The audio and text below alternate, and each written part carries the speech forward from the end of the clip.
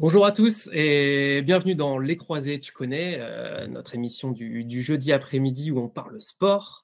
Alors bon, vous avez peut-être remarqué, format un peu spécial aujourd'hui puisque bon, pour voilà, sombre histoire d'effectifs réduits et de petite alerte Covid, on n'est pas en studio. Aujourd'hui, pas de studio. Il n'y aura pas de débat enflammé avec nos chroniqueurs de choc dans la seconde partie de l'émission, mais on garde l'essentiel puisqu'on a une grande invitée cet après-midi dans notre émission. Une des navigatrices les plus connues, hein, on peut dire, du monde, je crois, n'ayant pas peur des mots, qui va s'attaquer à la route du Rhum dans quelques jours. J'ai nommé Samantha Davis. Bonjour Samantha. Bonjour. Merci d'être là, merci d'être avec nous. Bon, Samantha, je le disais, très grande navigatrice britannique, bretonne d'adoption depuis quelques années quand même maintenant. Oui, depuis, pas mal d'années en fait, depuis 2004-2005. 2005, d'accord. 3 tours du monde, quatrième du Vendée Globe 2008, je crois, pour ta première participation. 25 courses transatlantiques. Enfin, tu m'arrêtes si je me trompe à un moment, mais ça doit être ça. Et surtout, bah, une personnalité voilà, très riche, très engagée. Et c'est de ça dont on va parler aussi cet après-midi. En tout cas, on est ravis de te recevoir. C'est un plaisir d'être là. Alors, on va commencer par ton actualité. Du coup, donc c'est le départ de la route du Rhum. Donc, c'est le 6 ou le 9, le 6 novembre. Exact, c'est le dimanche 6 novembre de Saint-Malo, sur le nouveau Initiative Cœur. Donc on est en train de préparer le bateau pour, quitter l'Orient, pour aller, le village de départ. Donc, la route du Rhum, c'est une grande course, mais aussi une fête, populaire à Saint-Malo et il faut être là 10 jours avant le départ pour participer, animer et partager. Oui, parce qu'il y a beaucoup de monde qui vient en fait sur le lieu de départ pour ben, voir les bateaux, discuter avec vous, je suppose aussi. Est-ce que c'est possible de visiter d'ailleurs un peu les bateaux ou comment ça se passe sur le village départ? On peut visiter le village et en fait, les bateaux sont vraiment juste, sur les quais devant. Donc on peut passer, je pense qu'on n'a pas en tant que public, on n'a pas d'accès au ponton. Donc il faut connaître quelqu'un pour avoir accès vraiment au ponton. Donc on est tout proche des bateaux. Et puis avec Initiative Cœur, on a un bateau, qui est là exprès pour que le public, puisse le visiter. Donc, c'est un ancien IMOCA, c'est même l'IMOCA de Yves Parlier lors du Vendée Globe quand il a réparé son mât au mouillage, dans le mer du Sud. Et c'est ce bateau-là qui est, ouais, c'est du recyclage, hein. Donc il ne peut plus courir, les courses comme la Route du Rhum, mais il a sa nouvelle vie, comme bateau de visite. Donc il D'accord. bateau-là, il sera sur le village de départ à Saint-Malo, exprès là pour, le public et nous, on fait des visites. Je pense que les visites, c'est, en échange pour une petite pièce, donnée, pour l'association, Chirurgie cardiaque. Donc, D'accord. Ouais, c'est on va parler de ce bateau et enfin voilà et de pourquoi tu cours aussi, pourquoi tu prends la mer. Oui, donc juste nouveau bateau. Enfin, c'est-à-dire en fait, on explique un petit peu. Fait en général, un bateau ça a quelle durée de vie et donc là c'est un nouveau bateau qui te servira ensuite pour le Vendée Globe notamment le prochain, je suppose. Enfin voilà. exactement, c'est, j'ai la chance d'avoir un nouveau, IMOCA, Initiative Cœur. Donc, il était mis à l'eau, le mois d'août cette année. Mm. Donc le vrai gros objectif du projet Initiative Cœur, c'est encore le Vendée Globe 2024. Donc j'ai la chance de pouvoir, repartir encore pour un cycle, de Vendée Globe. Et avec ce nouveau bateau, j'ai la chance aussi d'avoir, un peu un des bateaux, performantes, un peu armes égales avec des favoris et c'est la première fois, depuis, que je cours en IMOCA, ça fait, quasiment 20 ans que je navigue dans cette classe, que j'ai la chance d'avoir un bateau qui est pour moi et pas un bateau d'occasion où, heu, parfois j'arrive pas à aller aussi vite que les premières. Donc là, c'est top. Ouais, donc là, le vrai objectif de victoire, podium, je sais pas. Alors, c'est ta deuxième route du Rhum, il me semble, et la première, enfin, c'est pas un super souvenir parce que tu avais été obligé d'abandonner, il me Oui. semble, après quelques jours, c'est ça? Oui, la première re que j'ai faite, c'était la dernière re Mmh. en 2018, et malheureusement, oui, j'ai délaminer le fond de coque de mon bateau. Ouais. j'allais trop vite et le bateau, il supportait pas la vitesse. Donc, tout le fond de coque est laminé, commençait à fissurer et j'étais obligée d'abandonner. Donc, ça resté un souvenir. J'étais hyper frustrée, déçue, déception, mais peut-être finalement, c'est ce qu'on a appris sur cette route de Rome-là et ne vouloir plus abandonner comme ça que j'ai réussi à finir le Vendée Globe, même hors course, parce que j'étais tellement déçue de ne pas aller jusqu'au bout sur la dernière route de Rome. Et, donc maintenant, c'est le deuxième. Oui, premier objectif, c'est de franchir la ligne d'arrivée à Ouais. Bordeaux, qui est un objectif réaliste parce que mon nouveau bateau, il est à l'eau depuis peu de temps. Donc, on est en train de tester et fiabiliser tous les systèmes. Tout est nouveau. Et j'ai pas encore réussi à rentrer dans la phase entraînement pour la performance. On est encore dans la validation du nouveau bateau, qui fait que je sais pas du tout comment régler parfaitement. Je ne sais pas exactement quand est-ce qu'il faut changer de voile. En fait, tu sais, c'est la prochaine phase. Plutôt, ça va être pendant la course que je vais commencer à faire ça. Donc, ça va être dur à rivaliser avec ceux qui maîtrisent parfaitement le bateau. Mais je sais que j'ai un bateau qui va super vite. J'ai déjà fait une petite course il y a quelques semaines. Donc, si j'ai pas trop de problèmes techniques et que je passe la ligne d'arrivée, normalement, je dois être bien placée. D'accord. On rappelle juste IMOCA, en fait, c'est les plus grands bateaux, c'est ça, mais enfin pas les plus rapides. Ça, c'est les ultimes, les plus rapides là, ceux qui volent. Ouais, la classe IMOCA, en gros, la classe IMOCA, c'est la classe des bateaux qui font le Vendée Globe.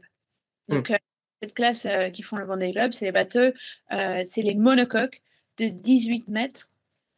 Et on a une sorte de règle de box rule. Donc, on a un longueur maximum, un hauteur de main maximum, un profondeur des quilles maximum. Donc, il y a certaines règles qui sont pareilles pour tout le monde. Mais quand même, c'est une classe qui c'est pas du monotype. On peut innover un petit peu. C'est génial surtout pour moi, moi, je suis pas le plus costaud de tous les skippers. Mais je peux utiliser les démultiplications, les winches un peu différentes. J'adapte le bateau à ma taille, ma force physique, les systèmes que moi j'ai besoin pour faire mes changements de voile. Même l'ergonomie peut être adaptée. Donc, c'est cette classe de bateaux qui sont tous les monocoques de 18 mètres. Et notre course phare, peut-être, c'est le Vendée Globe. C'est parce que c'est que les IMOCA qui courent le Vendée Globe. D'accord. Donc, voilà, tu disais tout à l'heure, donc c'est les couleurs de ton bateau, c'est Initiative Cœur. C'est ça. En fait, c'est le nom du bateau et c'est adossé à l'association Mécénat Chirurgie Cardiaque. C'est ça. Enfin, et toi, tu es avec eux depuis quelques années maintenant, 2016-2017. C'est ça. Enfin, Oui, tu es ambassadrice de l'association depuis plus longtemps, mais tu cours sous ces couleurs. je cours le bateau Initiative Cœur depuis 2017. J'ai une première course avec Initiative Cœur en 2015 en tant que co-skipper de Tanguy Lamotte, qui était le premier skipper qui a créé le projet. Et puis, il m'a passé le bar en 2017. Et je suis très fière parce que le projet Initiative Cœur, c'est le nom du bateau.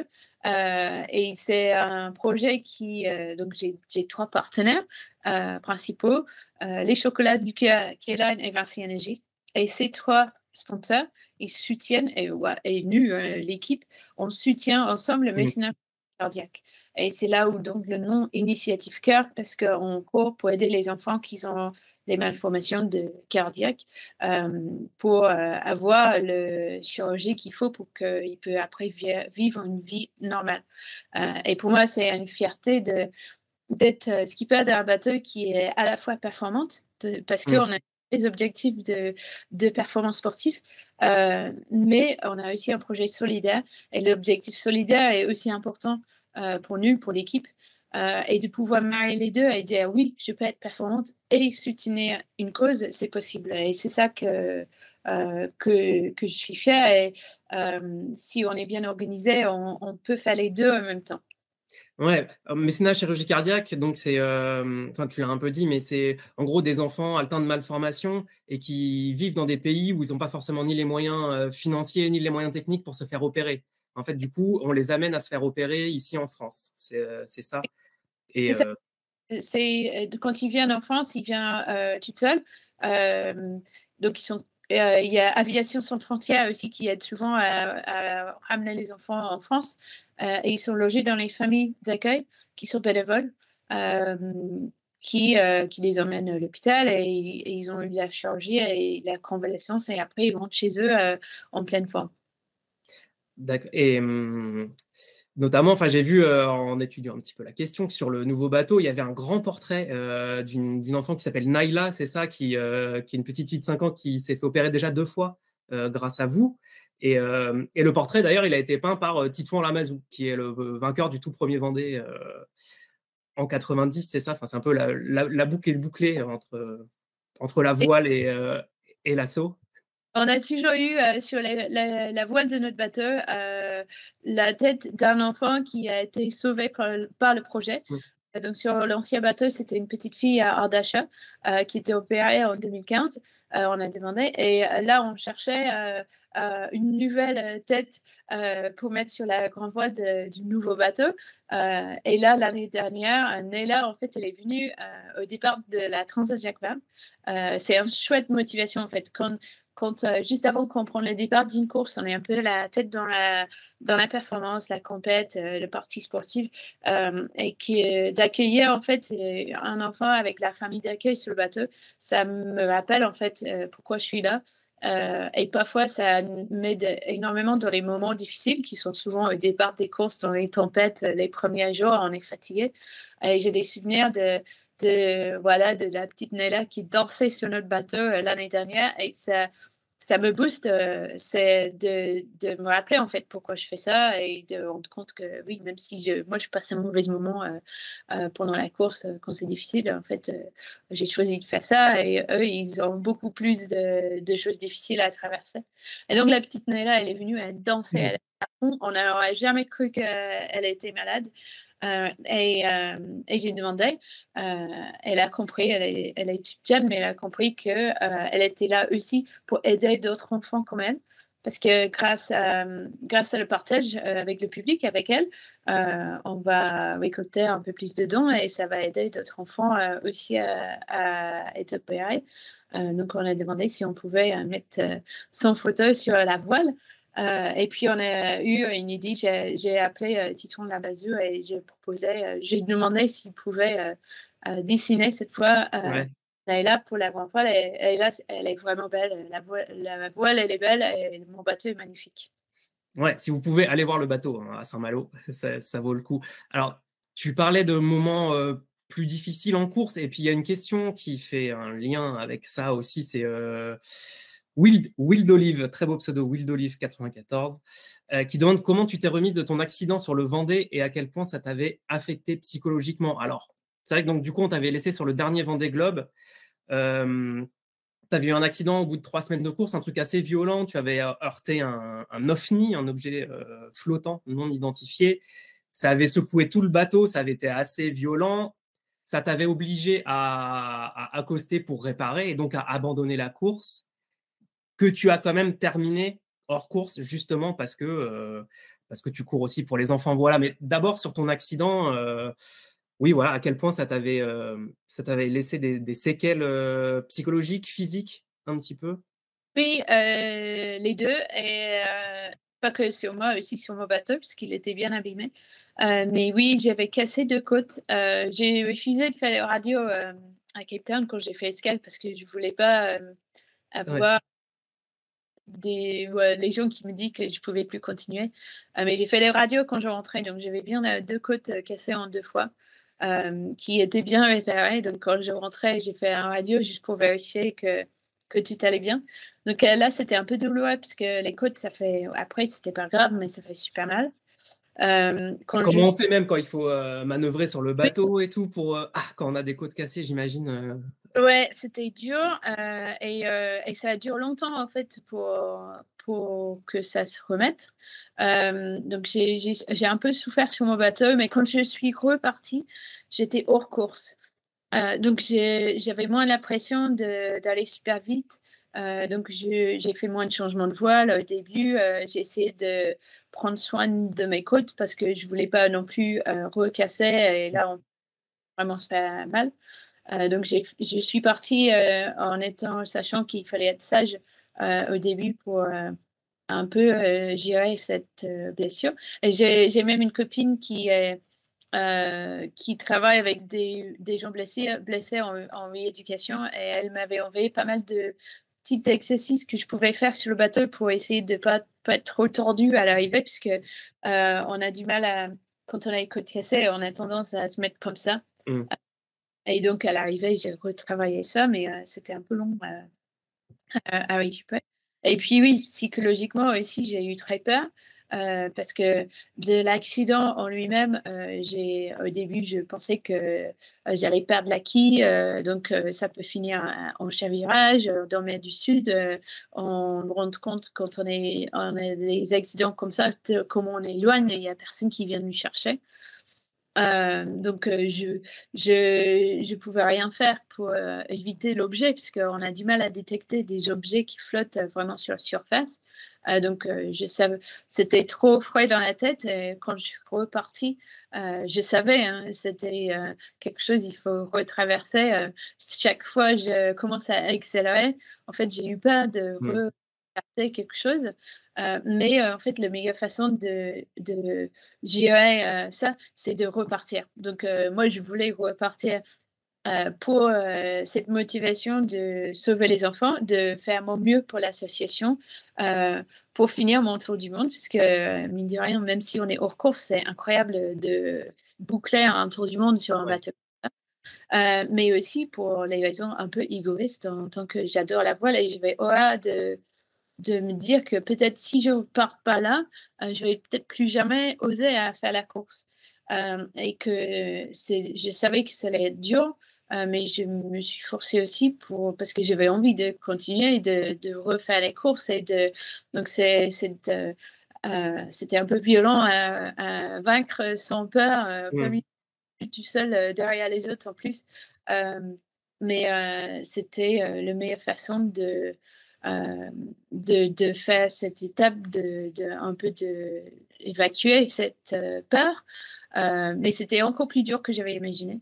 Mmh. Mais j'étais hors course, donc j'avais pas la pression de la course. Donc j'ai vraiment les premières semaines, je suis allée tranquille et puis petit à petit, c'est revenu. Mais quand même, je suis allée faire un peu de prépa mentale l'année dernière pour être sûre que c'était bien fini.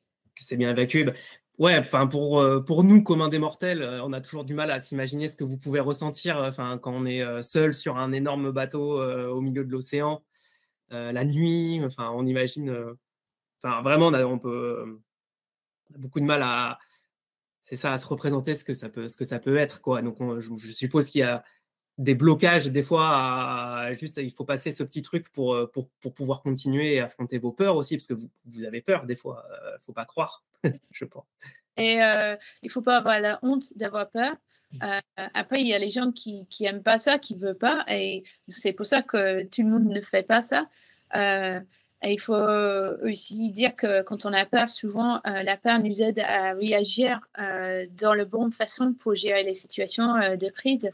Donc la peur, c'est fait pour, c'est la nature aussi. Donc moi, je sais que je vais avoir peur de temps en temps, mais je n'ai pas peur d'avoir peur. Euh, Mhm.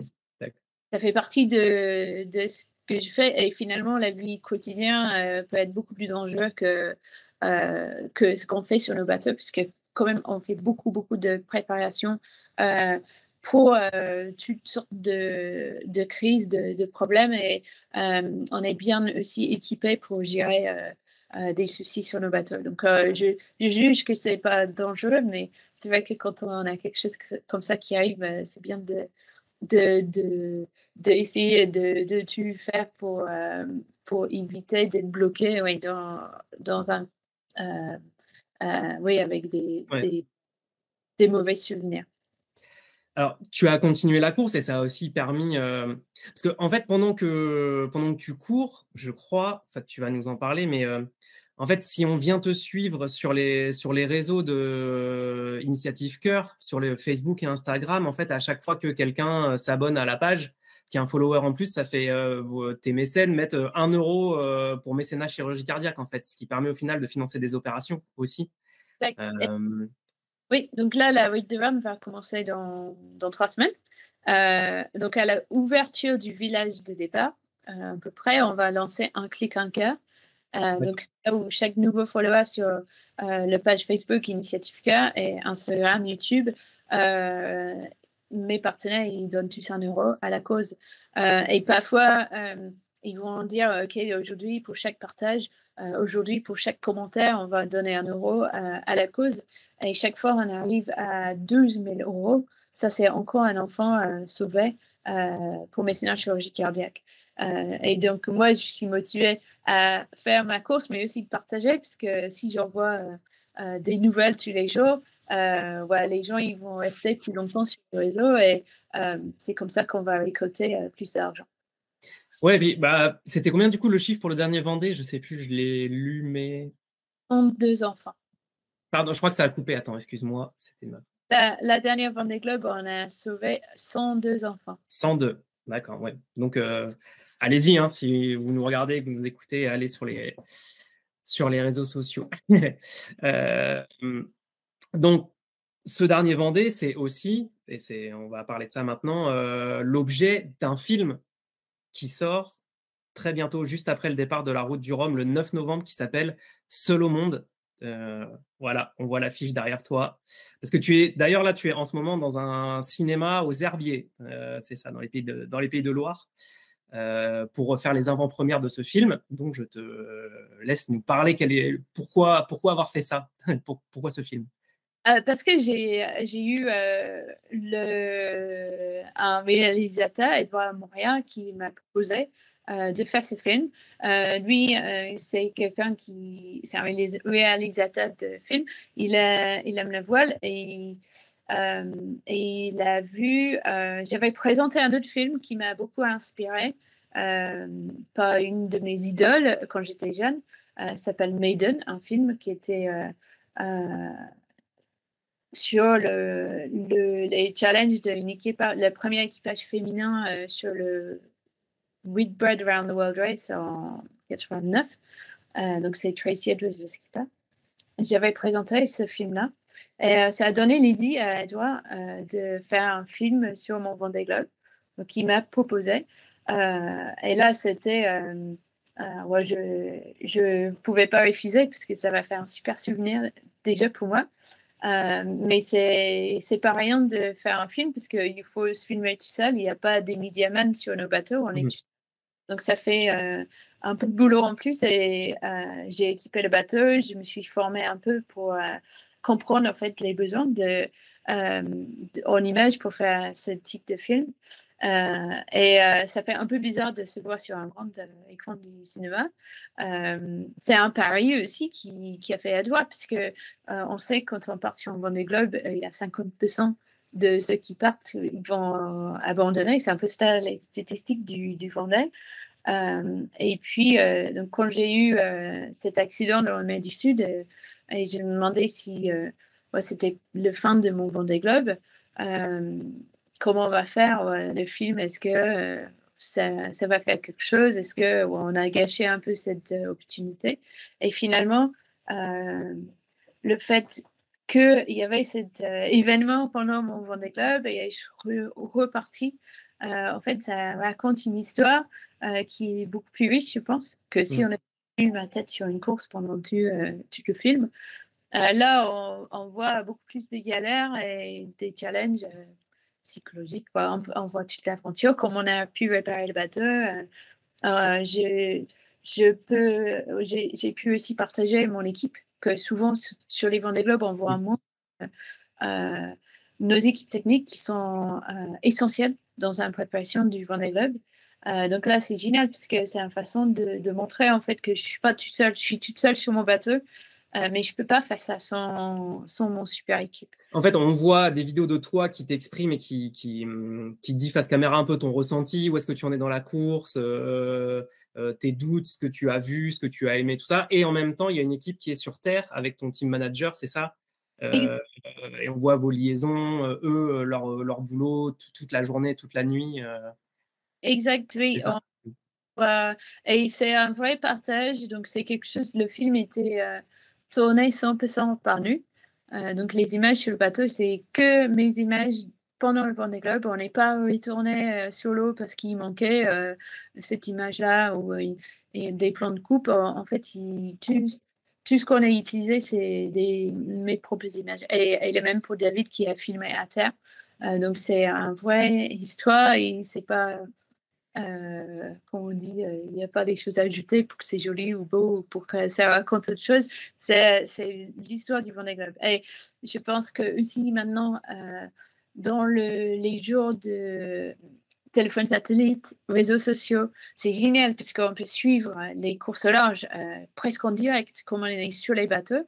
On peut envoyer tous les jours les petits clips, les vidéos, les nouvelles. Le public, ils font la course avec nous. Par contre, c'est les vidéos tout courtes où on sait qu'après 10-15 secondes, les gens ils passent sur le prochain, il veut tu regarder. Et on sait aussi que peut-être nos concurrents vont voir les vidéos qu'on envoie. Donc on filtre beaucoup plus tout ce qu'on envoie depuis le bateau en direct. D'accord. Et je trouve que ça, c'est un peu dommage parce qu'on ne voit pas la vraie difficulté ou des vraies émotions sur une course longue d'endurance comme le Vendée Globe. Et c'est là où ce film-là, pour moi, c'était un vrai cadeau. C'est parce que c'était les images que je filmais, je prenais mon temps, je parlais en anglais, si je ne trouve pas les mots en français, ils m'ont autorisé d'utiliser ma langue maternelle. Et comme ça partage en fait ce que c'est un Vendée Globe en vrai. Et je C'est pense vrai. qu'on voit beaucoup moins ça maintenant avec des réseaux sociaux. Ouais, c'est vraiment le Vendée comme on l'a jamais vu finalement, enfin, y compris au niveau. Oui, on a très peu vu. Il y a quelques autres films, je pense, où on voit ça bien, mais pour moi, c'est ça le parti riche. Et c'est ça qui est dur aussi quand on filme, surtout quand on n'est pas acteur, comédienne ou réalisateur, et on doit filmer ça. Et ces moments-là, les moments de doute, de peur, de grandes émotions, en fait, c'est ces moments-là où on n'a juste pas du tout envie d'allumer les caméras. Et donc là, je me suis forcée, et c'est pas facile, mais oui, je me suis forcée de faire ça parce que parfois on n'est pas fier de ce qui nous arrive, mais ça fait partie de ce que c'est en vrai. Et c'est ça que j'ai essayé de faire le maximum et pour les parties dures, mais aussi les parties magnifiques. Parfois, j'ai pas trop envie de partager non plus parce que je suis un peu égoïste. Je dis, ah non, j'allume pas les caméras, je vais garder ça que pour moi. Mais là, si, j'ai fait aussi pour les moments sympas. Justement, ça, c'est en lien avec une question qu'on nous pose dans le chat, c'est justement, est-ce que le fait d'être tout le temps connecté comme ça et de faire des petites vidéos, est-ce que ça ne nuit pas un peu à la magie de la course? On nous demande. Non, ça ne nuit pas parce que quand même, c'est nous qui décidons. C'est pas Big Brother ou je sais pas comment ça s'appelle maintenant, où il y a des caméras qui sont pilotées par quelqu'un à terre. C'est quand même nous qui sommes maîtres de ce qu'on partage ou pas. Mais c'est ça aussi qui fait que parfois on filtre trop. Mais quand même, ça reste il y a 24 heures par jour et on met nuit et jour sans arrêt. Donc il reste quand même un peu de magie et je pense qu'il reste quand même un peu d'espace pour l'imagination, pour le public aussi, heureusement. Donc je pense que c'est important qu'on garde cette maîtrise et que c'est pas piloté par les gens à terre. Parce que ouais, c'est quand même un sport aussi et il faut que ça reste un sport et pas juste de spectacle. Donc sorti le 9 novembre, hein, c'est ça? On note Oui, la date. exactement. Pendant la rue de Rome, oui. Et ouais, j'espère que c'est un film où on va avoir plusieurs opportunités à le voir parce que ça fait, oui, comme j'ai dit, un chouette souvenir et peut-être juste avant le prochain Vendée Globe, ça va rappeler aussi le public qu'est-ce que c'est un Vendée Globe. Pour finir rapidement, parce qu'il faudra qu'on te libère dans pas longtemps pour que tu as d'autres projections de ton film, justement. Juste une petite question dans le chat pour revenir un peu sur la route du Rhum et le côté un peu sportif. On nous demande comment ça se passe, comment le départ d'une course comme ça? Est-ce que c'est quoi les options possibles par rapport à la météo? Comment on fait quand on a tous les bateaux comme ça sur une ligne de départ et pour essayer de se démarquer rapidement? C'est vrai que c'est toujours impressionnant vu de l'extérieur les départs. C'est très Comment ça se vit de l'intérieur? C'est très impressionnant, ça se vit un peu, c'est un peu stressant parce que nos bateaux, ils sont pas vraiment faits pour la petite régate autour de trois bouées. Nous, on a besoin un peu du piste pour courir. Donc, les jours de départ avec autant de bateaux autour du nous et les spectateurs aussi, c'est hyper stressant puisqu'il y a beaucoup de risques de collision, surtout collision. Il y a aussi dans la Manche des pêcheurs, des cargos, des rochers. Il y a beaucoup d'obstacles. Donc souvent, on est beaucoup, très stressé à ce moment-là. Il y a une seule ligne, mais la ligne, elle est très longue. Je crois que c'est quasiment 4 kilomètres, si je Ouais. m'appelle. Et il est divisé, donc les ultimes, les plus gros multicoques sont sur une partie, les multi 50 sur une autre. Donc, la ligne est un peu divisée pour essayer que les bateaux qui font à peu près la même vitesse et le même angle, chaque groupe est un peu groupé pour éviter trop de croisements. Et aussi, on a un couloir entre le départ et le Cap Fréhel, c'est un endroit où tout le monde va pour regarder. Il y a un couloir qui est gardé, donc les bateaux de plaisance n'ont pas le droit de rentrer dedans, et ni les bateaux spectateurs. Donc, on est protégé, entre guillemets, pendant ce tronçon où il y a beaucoup de monde sur l'eau pour essayer d'éviter des collisions avec le public. Mais quand même, c'est un peu stressant. Mais je pense que aussi c'est un spectacle incroyable. Et, c'est cool aussi que ça peut être vu pas depuis la Terre, avec la Cap Fréhel, aussi que sur l'eau. Bon, bah, rendez-vous le 6 novembre alors, et toute la semaine d'avant, du coup, à Saint-Malo, pour voir tous les bateaux et les skippers et les skippeuses surtout. Voilà, on va te libérer. Merci beaucoup, Samantha. Bonne Merci. chance pour la route du Rhum. Et bonne projection aussi pour tes films. Bonne chance pour tout ça. À bientôt et bonne course, on va te suivre. Merci.